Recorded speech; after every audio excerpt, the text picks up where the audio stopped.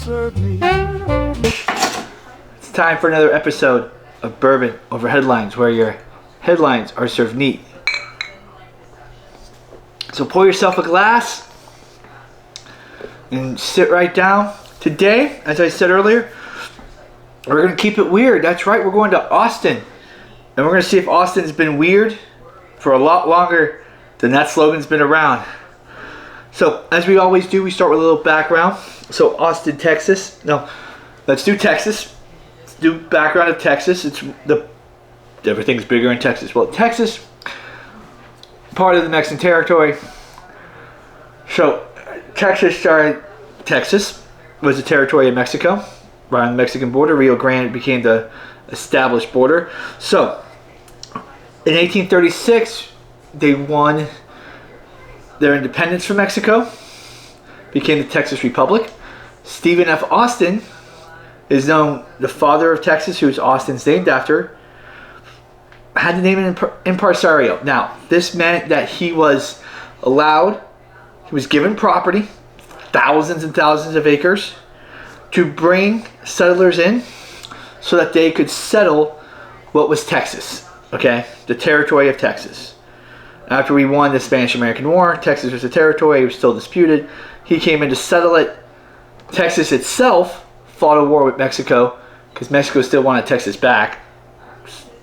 Okay, and in 1836, at the Battle of San Jacinto, they signed a treaty, finally giving Texas its independence. So Stephen F. Austin brought in hundreds of families. I think over the time, close to 600 to 800 families, which back then families just didn't mean the mother, the father, sons. That meant uncles, everything, the whole family. There could have been 15, 20, 30 people as a family. He brought in hundreds of families to settle in Texas, all over Texas. He's known as the father of Texas. He served as the 4th Secretary of State of the Republic of Texas, which was from 1836 to 1846. Now, we have Austin. Houston, named after Sam Houston, who is important in that too. Sam Houston was the general who was basically the guy who organized and fought and was the president of Texas. So we have Stephen F. Austin and Sam Houston, two big names in Texas. Today we're doing Austin. We might do Houston later on. So let's go there. So in 1834, the first state capital was built. So in 1834, which is right before Texas became independent, they decided to build a state capital in Austin. Okay, so they were a territory. They decided to pick Austin as the state capital. The first state capital building was built in 1834. So in 1881, the first public schools opened. So this is after they became a state. So Texas became a state in 1846. So roughly just under 10 years. So 9 years, 11 months, and so many days. It was officially a Republic of Texas. February 19th of 1846 is when they became a state, okay? And it was like March 20th or March 22nd is when they became a republic. So 9 years, 11 months, and like almost 10 years. So basically 10 years.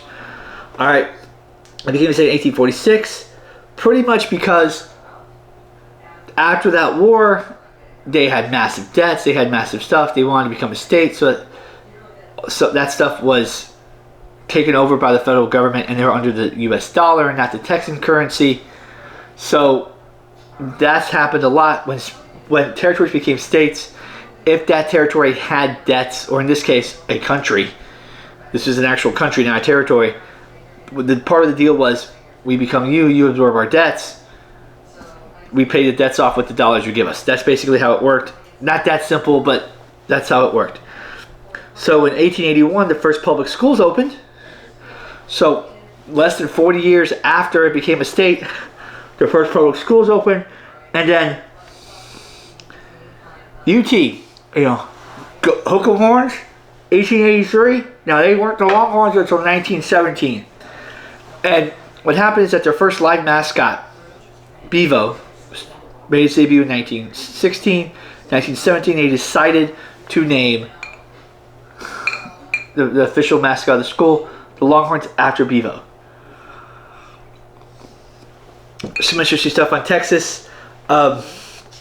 So that's a little bit on that. So the mid-1920s, we got a span here. We got the 1920, 1923, all that. So in 1925, the population of Austin, Texas was about 42,000 people, just over 42,000. 102 years later, how much do you think it is? I'll give you a guess. Give you a couple seconds here. 1 million plus. So it's gone up a ton, over 1 million people in 102 years. That's what I call population growth. Okay, so let's get with some of the stories to see if it is truly weird. All right? Okay, so first off, we're going to start with a train robbery that wasn't a robbery. So headline, bandit halts Abilene train single-handedly. Hold up stage in broad daylight, nothing lost. So this guy was a train bandit. Officers posse chase after suspect. So this is just outside Austin. Officers and assistant posse are searching the countryside near here for a man who in broad daylight yesterday afternoon, so this is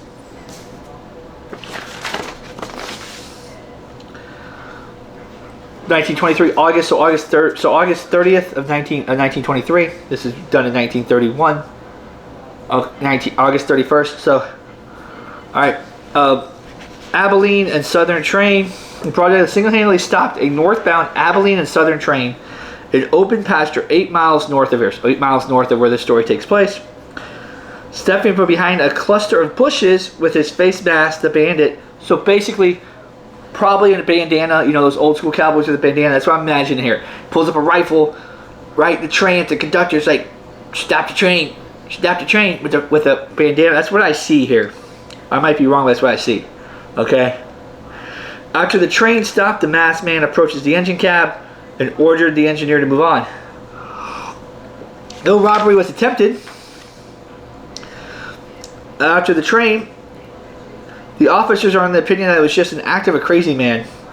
He was trailed to different houses in the neighborhood and had not been apprehended as of this article written. So he didn't rob anything. He just held them up, looked at the train for a little bit and said, you can move on. Talk about weird. Weird. You're gonna hold up a train and not rob anything interesting. I guess that's the last of the great train robberies of the West, right? Alright, so we've all been to school, right? All of us have been to school, okay?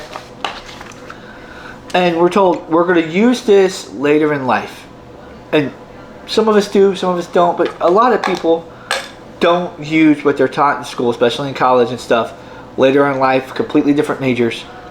Now, what's the one subject that most of us claim to hate? Well, we're never going to use this algebra and math in real life, are we, right? That's the thing. So, this was a subject in the 1920s, too. Algebra is given too much great stress.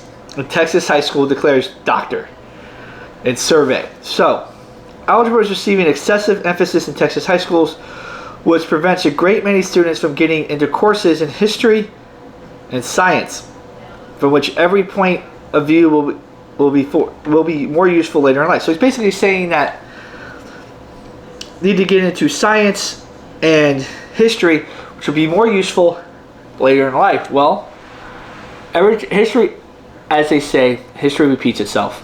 Okay. Also, as they say, everything's about science. We're entering an age of AI now. Talking about science, talking about physics. We just had the Artemis 2 slingshot itself around the moon to come back. The farthest that, as we know, man has ever been away from Earth. Next step probably is Artemis 3 to land back on the moon, back there. And so, yes, that requires a lot of math, but it also requires a lot of science. Okay. And history. This is history. I'm reading this 100 years later. History comes in handy. Learn it, won't be able to repeat it. Or you can understand why it's repeating now. Okay. This is the principal challenge in a report on the high school curriculum in Texas, as made by Dr. George A. Works. Dr. Works. That sounds like an internet doctor, doesn't it? That sounds like some TikTok guy. My name is Dr. Works. What are you doctor of? How everything works.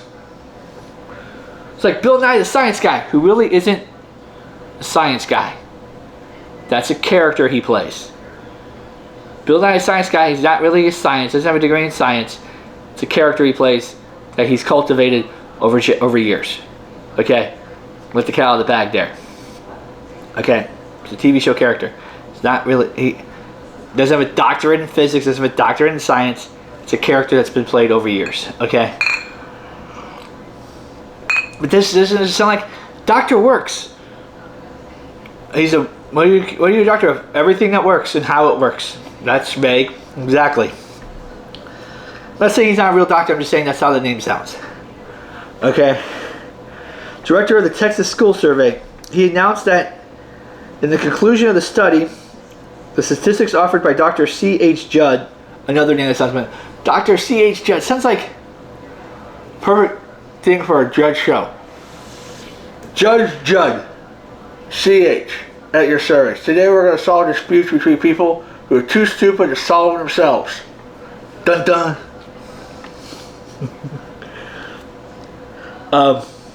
Where was I at? C.H. Judd from the University of Chicago. A guy named Judd from Chicago. A doctor named Judd from Chicago. Or from the University of Chicago. Okay, that's fine. Alright. This is wrong, says Dr. Works, who insists if algebra cannot be eliminated as an absolute requirement of the high school, it should be changed radically by combining it with geometry. So, it's an absolute requirement. It says let's do it with geometry, which in many ways is more useful. Anyone ever tried to build something? You need geometry. Look around your house. Geometry is everywhere. Proper angles, proper everything. If you try to park a car, that's geometry. So, that's what it is. So basically, this guy wants more science, more history, less emphasis on algebra, but doesn't want complete elimination of algebra, just wants less emphasis on algebra combined with other maths, other sciences, which we've been debating curriculums on a state level and a national level since we developed the system. As I said, 1881 was the first public school was open, so this is 40 years later. So we've been debating it since it's been open, what curriculum we have, Department of Education, what they want you to do. Each state's slightly different. We've been debating this curriculum. Is that I found this, that they're saying algebra is being emphasized too much. Weird, not weird. Now, okay, so the 1920s, as we know, as I've said before, Prohibition from 1920 to technically 1919, but okay. So, a little bit of history of Prohibition, quick overview. 1918, the 18th Amendment was passed. That's the Prohibition Amendment. 1919, the Volstead Act was passed, which was the enforcement measure of the amendment. Okay? So, the Volstead Act is actually the enforcement mechanism of the amendment. You can have an amendment, but as long as there's not an enforcement mechanism, it doesn't mean anything. So, that went into effect late 1919, early 1920. Okay? As I mentioned last episode, in Mississippi, they had prohibition for a while before and after that, but national prohibition, 1920 to 1933, was when it was enforced. Okay? Basically, that meant, on its surface, you could not produce, distribute, or consume alcohol made on a mass scale. They made, as it goes along, this is what people don't realize, this is what people don't really understand. They allowed, in many times, and they amended the act, where you could make it in your home. So if you had, and there was a, what was it called? Called Vine Glow or something? Or there was a famous, a little later on, I think it was 1930, 1931, and 1929, there's this famous grape concentrate drink. I think it was called Vine Glow, because it's grapevines. That famously on the label, as a warning on the actual concentrate package, warning, this is how you make wine with this. That was their warning. This is grape concentrate.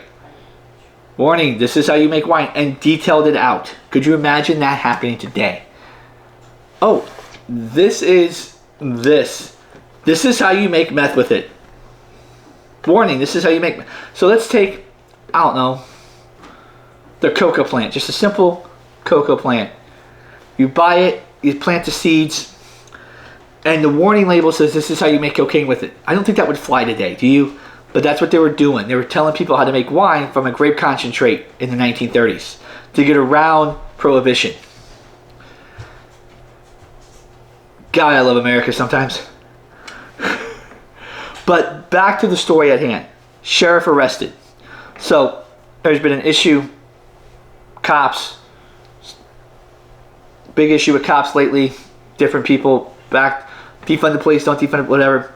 So Sheriff Walter Davis of Somerville County was arrested in jail yesterday by Rangers, so Texas Rangers. The famous Texas Rangers, which is an actual real thing. Basically the FBI of Texas. Was taken into, and the county attorney will be taken into Waco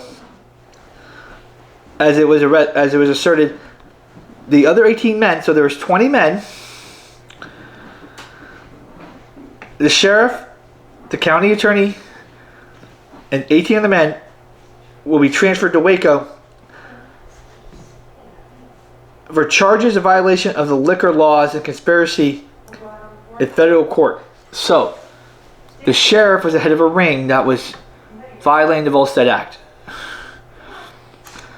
This is like the Dukes of Hazzard, but Roscoe P. Coltrane is the one really running it, and the Duke boys are the ones behind. Or he's using the Duke boys as his way of making money. That's basically what we come down to. The sheriff is running the ring. He was arrested by the Texas Rangers because he was doing something illegal with alcohol. Probably bootlegging would be my guess. Probably had a couple stills. They were bootlegging. They were making it and bootlegging it. But just the fact that the sheriff was arrested, they didn't care. Texas Rangers and the feds did not care who you were. If they found out you were doing it, they came down and they destroyed your operation and brought it down. Anyone ever seen the movie The Untouchables? Yes, it's centered around getting Capone, but Capone wouldn't have been around and wouldn't have been doing what he was doing if it wasn't for the Volstead Act. Okay? That birthed Capone. Capone was birthed out of bootlegging and all that. That's how Capone got his power.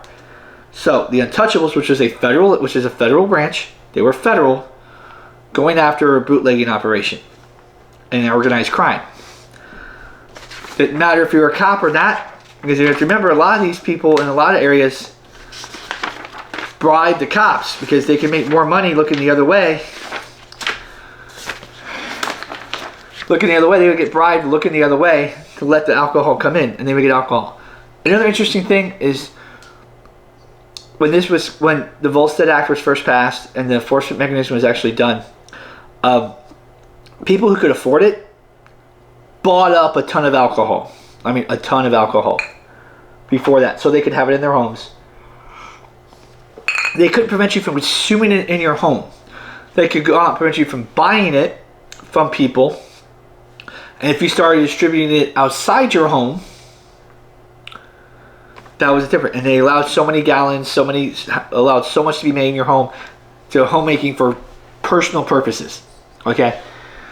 If it was outside that and people started going outside your home to drink it, that was a different story. They would crack down on it. Now, Austin's known as many things, but it's also always been known, in my opinion, from what I gathered, a pretty city. It's been very nice city. So, even back in 1920, Austin prettiest, says an inspector, and Austin's the cleanest and prettiest city I've seen in Texas. And I've seen nearly all of them. Stated Inspector Parks of the Texas Health Department after a tour inspection of Austin with Austin Sanitary Inspector. So the sanitary inspector. Mr. Parks is inspecting Texas cities with respect to mosquito breeding conditions, and he remarked that weed conditions in Austin rank favorably when compared to other parts of Texas. So this is Texas in the south. Gotta make sure those mosquitoes aren't breeding. You gotta make sure you're doing what you need to do. Now, I found this super interesting. So, anyone here ever heard of Daniel Boone? Daniel Boone. Yes, that Daniel Boone. The American pioneer. Okay. Born in the 1700s. Fought settled Kentucky, was in Virginia, fought in the Revolutionary War, fought in all that. Had a TV show in the 70s, I think, in the 80s. Daniel Boone, Coonskin Cap, American Frontier. Yeah, so I found an article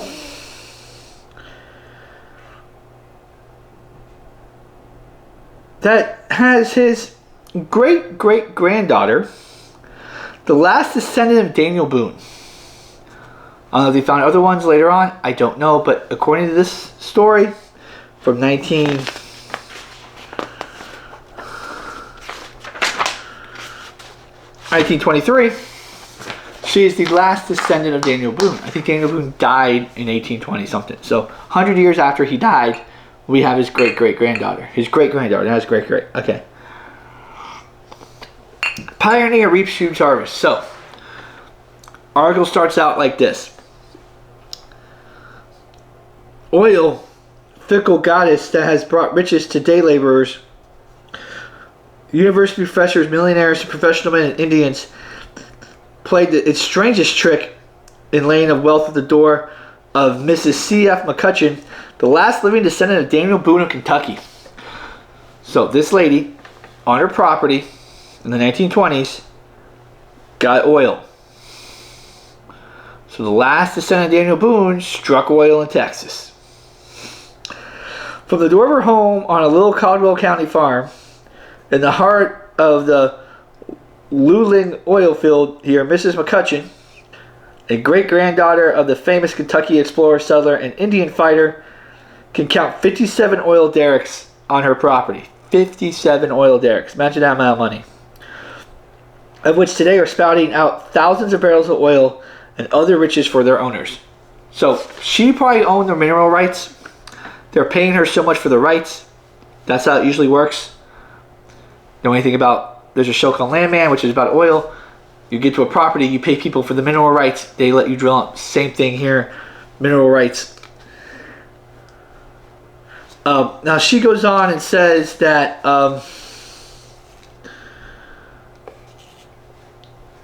it's now only a question of time until wells shall be flowing their golden stream on Mrs. McCutcheon's farm, for her acreage lies in the heart of the field and in proven territory.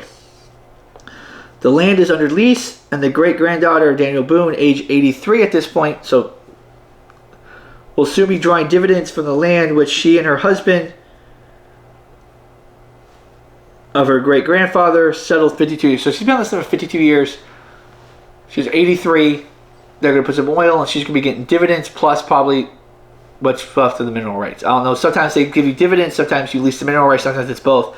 I don't know how they were doing it back then, but basically she's going to get a lot of oil money really late in life. Apparently there's no kids here, because that would be not the last descendant. So of course they got her here talking about this. Now they're going to talk to her about, well, you related to Daniel Boone. Talk about her. Let's talk about your famous relative here. As a lot of things they made my grandfather Boone in histories were not true, and will tell you. For instance, they say he was a great trapper and a fighter, especially an Indian fighter, but he wasn't. Daniel Boone, my great-grandfather, was just a plain, ordinary settler. Talk about humble. The only time he ever fought, and the only time he ever killed Indians, like they say he did, is when he had to. But when he did have to fight, he sure did give the Redskins a fit. Okay, that's the article saying that term, not me. I'm just reading the article. Okay, that's a derogatory term. I understand that. Well, there's a whole football team that had to change their name from that to the Commanders because of this term. I guess it's a derogatory term. This is the 1920 newspaper. I'm reading from the article. Okay? Before we get that, I'm reading from the article, okay? It goes on and talks about her life. She was born in 1840. Yada, yada, yada. She's the last descendant. As the last living descendant, Daniel Boone of Kentucky sits on the door of her little prairie home. So